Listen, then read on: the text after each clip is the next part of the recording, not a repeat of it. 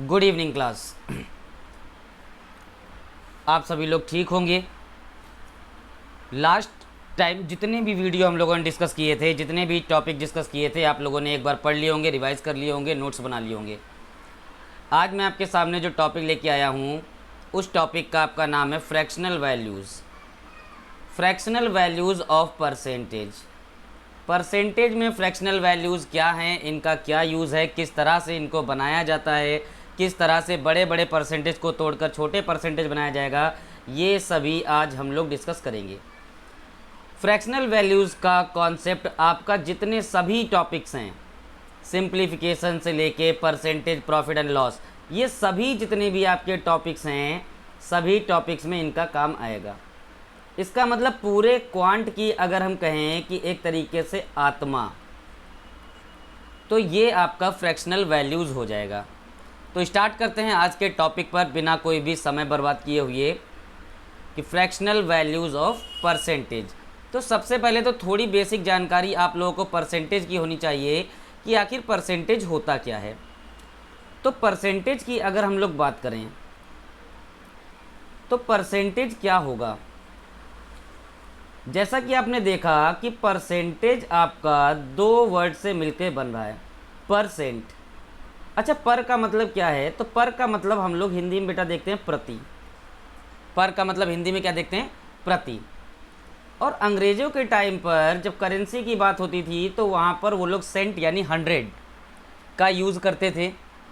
ठीक, तो अगर मैं आपसे कहूँ प्रति 100, प्रति 100, जिसको आजकल हम लोगों ने क्या बना दिया है? प्रति, और 100 का मतलब आपको पता है ये होता है शत, तो ये क्या हो जाएगा? प्रतिशत।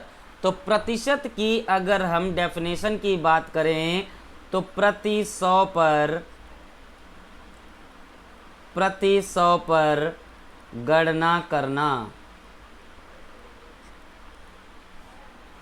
क्या बेटा बात हो जाएगी? प्रति 100 पर गणना करना। तो प्रति 100 पर गणना करना यानी कैलकुलेट ऑन 100, ये क्या हो जाएगा कि प्रति, प्रति का मतलब पर होता है। जैसे कि हम लोग बात करें प्रति लीटर, प्रति केजी, पर केजी। ठीक है, तो अगर हम बात करते हैं 20 रुपीज़ पर केजी, तो इस 20 रुपीज़ पर केजी का मतलब क्या हो गया? 20 रुपये प्रति 1 किलो, 20 रुपये प्रति 1 किलो। इसका मतलब प्रति 100 पर, प्रति 100 पर जो भी कैलकुलेट किया जाएगा वो सब क्या होगा? वो सब आपका होगा परसेंटेज। बताइए, इतनी बात क्लियर है? अगर इतनी बात आपकी क्लियर है तो हम लोग इसके आगे डिस्कस करते हैं। देखिए, अब जब हम लोगों ने कहा परसेंट, क्या कहा? हम लोगों ने कहा परसेंट। तो परसेंट की जब भी बात की जाएगी तो परसेंट का मतलब हो गया प्रति, मतलब 1/100। परसेंट का मतलब बेटा क्या हो गया? 1/100। तो अगर इसको हम लोग लिखेंगे न्यूमेरिक फॉर्म में तो 1/100 का मतलब क्या हो जाएगा? तो 1/100 का मतलब हो जाएगा परसेंटेज। 1/100 का मतलब क्या हो गया? तो 1/100 का मतलब हो जाएगा परसेंटेज। अब इसको थोड़ा और सॉल्व करते हैं। थोड़ा और सॉल्व करेंगे तो बताइए 100% इज इक्वल टू 1 हुआ कि नहीं हुआ? 100% इज इक्वल टू क्या हो जाएगा? तो 100% इज इक्वल टू 1 होगा। अब जब 100% इज इक्वल टू 1 हो गया तो देखिए इसके आगे ही हम लोग सारी वैल्यू कैलकुलेट करेंगे कि 100% अगर 1 है तो 50% 1/2 हो जाएगा। ठीक है, 33 1/3% इज इक्वल टू 1/3 हो जाएगा। तो एक कॉन्सेप्ट हम लोगों को और डिस्कस करना पड़ेगा। कौन सा? तो सबसे पहले तो हम लोग देखते हैं चेंज फ्रैक्शन इनटू परसेंटेज। ठीक है, कि भिन्न को प्रतिशत में कैसे बदला जाता है, भिन्न को प्रतिशत में कैसे बदला जाता है। तो भिन्न को प्रतिशत में कैसे बदलेंगे इसको हम लोग समझते हैं। मान लिया कोई फ्रैक्शन है 2/5 और इस 2/5 के लिए मैंने आपसे कहा कि बेटा इसको आप चेंज करो परसेंटेज में, तो आप केवल और केवल 100 से यहाँ पर क्या करेंगे, 100 से यहाँ पर कर देंगे मल्टीप्लाई, 100 से क्या कर देंगे मल्टीप्लाई। तो 20 2 जा 40, तो ये क्या हो जाएगा, ये 40% हो जाएगा। ये क्या हो गया 40%। अगर हमने यहाँ पर बात किया 1/5, मैंने कहा इसको बेटा बदलिए परसेंटेज में, तो आप कहेंगे सर 100 से कर दीजिए मल्टीप्लाई, 1/5, 5 1 जा 5, 5 2 जा 10, 0। इसका मतलब ये क्या हो जाएगा, ये 20% हो जाएगा। कितना हो जाएगा ये, तो ये 20% हो जाएगा। बताइए इतनी बात क्लियर हो गई आपको, ठीक है, इतनी बात क्लियर है। नेक्स्ट हम लोग बात करते हैं कि हमने लिखा 1/6, 1/6 को इंटू 100 जब हम लोग करेंगे तो 1/6 इंटू 100, 2 3 जा 6, 2 5 जा 10, 0, 50/3। और 50/3 का मतलब 16 2/3%। क्या हो जाएगा ये 16 2/3%। इस वैल्यू से इस वैल्यू में कैसे बदला जाता है इसको भी हम लोग समझ लेते हैं। तो सबसे पहला कॉन्सेप्ट तो हम लोगों ने क्या समझा, तो सबसे पहला कॉन्सेप्ट तो हमारा हो गया कि किस तरह से जो है वैल्यू को फ्रैक्शन से परसेंट में चेंज किया जाए। तो कॉन्सेप्ट समझ लीजिए, 100 से गुणा करते हैं, क्या करेंगे 100 से गुणा करेंगे, मल्टीप्लाई बाई 100। भिन्न से परसेंट में बदलने के लिए 100 से गुणा करते हैं, मल्टीप्लाई बाई 100। अब इसके आगे हम लोग बात करते हैं। इसके आगे जब बात करेंगे तो ये क्या हो जाएगा, तो ये आपका हो जाएगा कि फ्रैक्शन से परसेंट में चेंज करना तो हम लोगों ने सीख लिया। अब हम लोग इसका उल्टा समझते हैं, ठीक है। जब इसका उल्टा हम लोग समझेंगे तो ये हो जाएगा परसेंट से फ्रैक्शन में चेंज करना, चेंज परसेंटेज इनटू फ्रैक्शन। क्या हो जाएगा ये हो जाएगा चेंज परसेंटेज इनटू फ्रैक्शन।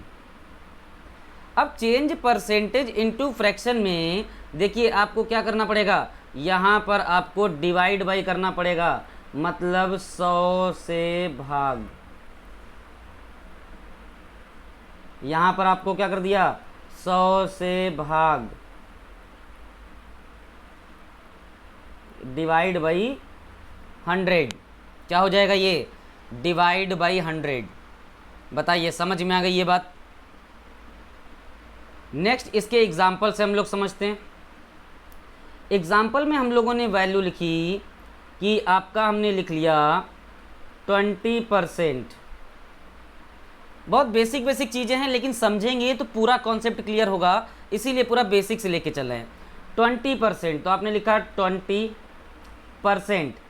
आपने बार बार इस लाइन को ज़रूर कहा है कि परसेंट हटाते हैं तो बटे में 100 लगाते हैं, परसेंट हटाते हैं तो बटे में 100 लगाते हैं। तो ये क्या हो जाएगा, ये हो जाएगा 1/5। ये क्या हो जाएगा 1/5 हो जाएगा। इसी तरह से अगर हम बात करें, हमने यहाँ पर लिख दिया 30%। 30% का मतलब हो गया 30/100। इसका मतलब ये क्या हो गया, ये मतलब हो गया 3/10। 30% का मतलब क्या हो गया 3/10 हो गया। हमने यहाँ पर लिखा 14 2/7%। क्या लिखा बेटा हमने यहाँ पर 14 2/7%। इसका मतलब पहले तो बदलिए, 14 7 जा 98 एंड 2 100/7। कितना हो गया ये 100/7%, ठीक है ना, 100/7%। और फिर क्या हो गया कि परसेंट हटाएंगे तो बटे में क्या आ जाएगा, बटे में 100 आ जाएगा। 100 से 100 कट गया, ये कितना हो गया 1/7।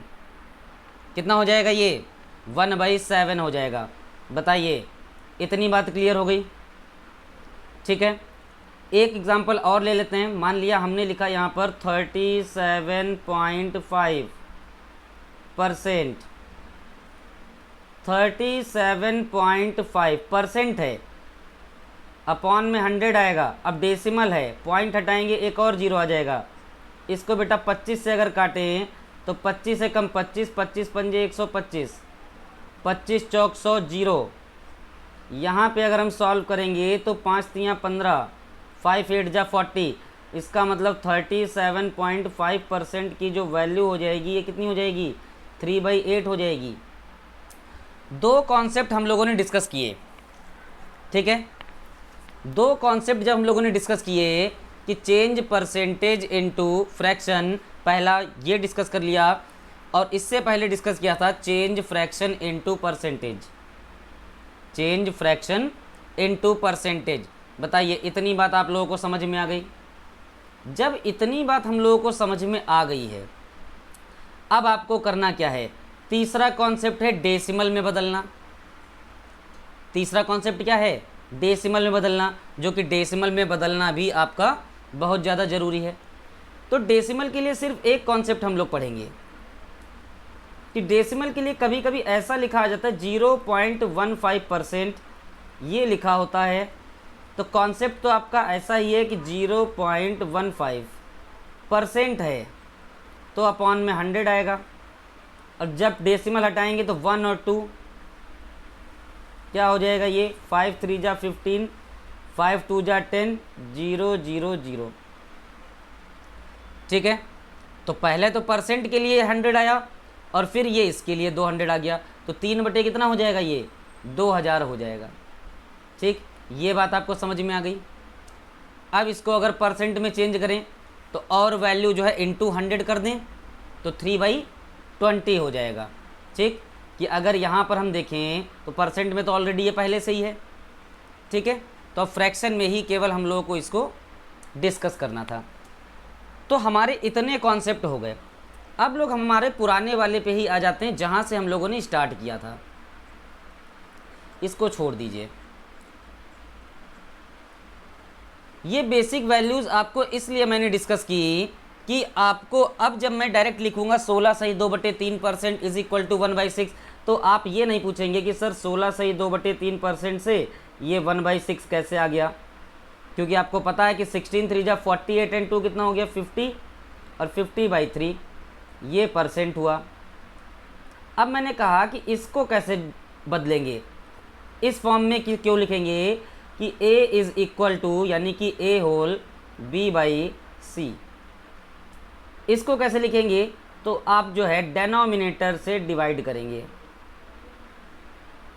डेनोमिनेटर से आप डिवाइड करेंगे, ठीक। तो ये हो गया 3 1 जा 3, बचा कितना 2, ये कितना हो गया 0 हो गया, 3 6 जा कितना हो गया 18 हो गया, कितना बचा 2 हो गया। अब देखिए ये तो आपने लिखा 16 होल नंबर, मतलब ये तो वैल्यू हो गई किसकी, a की। b यानी कि बचा हुआ तो 2, और ये c क्या हो गया, तो c हो गया आपका 3। क्लियर, 16 2/3%। इस तरह से जैसे मैं यहाँ पर एक वैल्यू और लिख देता हूँ, मैं लिख दूँ 28 होल 4/7%, ठीक है। इसको अगर मैं करूं तो यहाँ पर वैल्यू क्या हो जाएगी, पहले तो हम लोगों ने इससे सीख लिया कि ये वैल्यू यहाँ पर कैसे बदली और यहाँ से ये वैल्यू इसको कैसे बदला। इसको फिर समझते हैं। 28 4/7%, देखिए जब आप इसको बदलेंगे इस फॉर्म में, जब इस फॉर्म में बदलेंगे तो ये कितना हो जाएगा 7 8 जा 56, 7 2 जा 14, और 5 कितना हो गया 19 प्लस 4, मतलब ये हो गया 200/7%। अब आप जब इसको लेके आएंगे, ठीक है। अब यहाँ पर देखिए इतने से तो हमने बदला इस फॉर्म में, अब इससे हम लोग बदलेंगे इस फॉर्म में। तो इस फॉर्म में बदलने के लिए हमको क्या करना है, बारीकियाँ सिखाने में बस थोड़ा टाइम लगेगा, फिर हम लोग अपनी वैल्यूज़ पर आ जाएंगे, ठीक है। इससे इस फॉर्म में बदला, अब इससे फिर से इस फॉर्म में 7 से डिवाइड करेंगे 200 को, 7 2 जा कितना हो गया 14 हो गया, 6 हो गया, ये कितना हो गया 0 हो गया, 7 8 जा कितना 56, बचेगा कितना 4, तो ये आपका हो गया 28 होल 4/7%। कितना हो जाएगा 28 होल 4/7%। लिख लिया यहाँ पर कि वैल्यू को हम लोग किस तरह से बदल बदल के लिख सकते हैं। अब जहाँ पे जो है मैंने कहा कि 16 2/3% 1/6 कैसे आया, तो 1/6 के लिए अब यहाँ से स्टार्ट कर देते हैं। 16 2/3%, ये वैल्यू आपकी 50/3 अभी बताया, अब बार बार नहीं बताएंगे। और जब ये परसेंट हटाते हैं तो ये क्या आ जाएगा, तो ये परसेंट की जगह पर नीचे आ जाएगा 100। तो 51 जा 50, 52 जा कितना 100, तो ये वैल्यू कितनी हो गई 1/6 हो गई। बताइए इतनी बात आपको समझ में आ गई? ठीक है, इतनी बात आपकी समझ में आ गई है। अब हम लोग जो बात करते हैं वो हम लोग बात करते हैं अपनी वैल्यूज़ की। इसको रफ कर लिया जाए।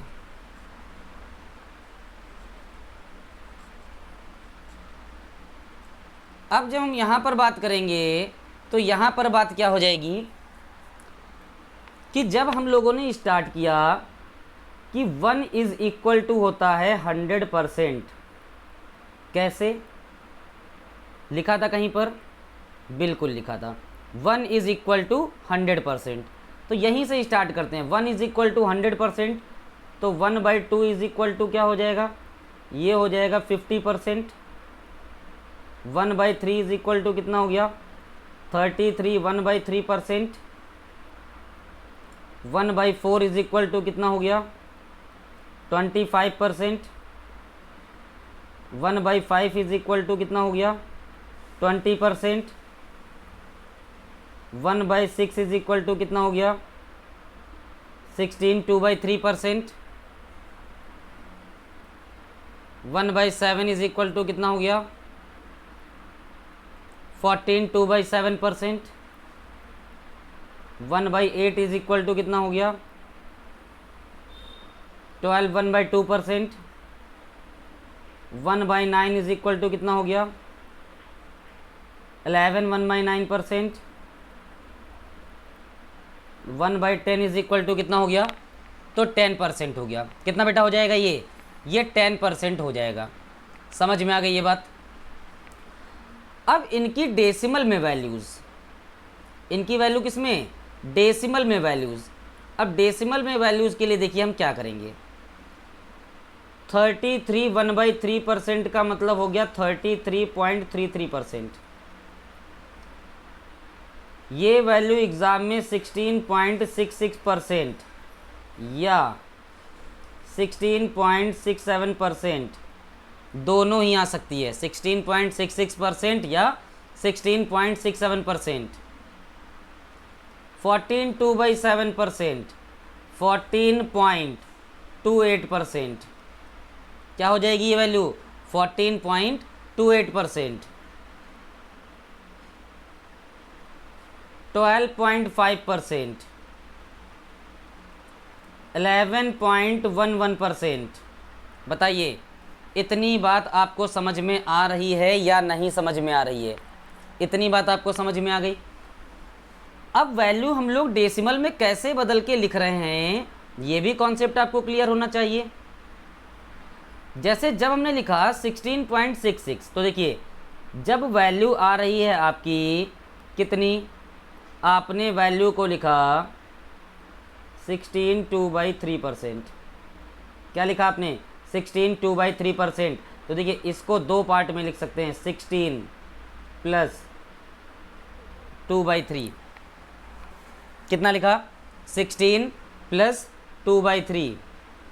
अब 16 + 2/3 जब आपने लिखा है तो आप बताइए मुझे यहाँ पर वैल्यू आपकी 16 है, ठीक है, यहाँ पर वैल्यू आपकी कितनी है, तो यहाँ वैल्यू आपकी 16 है।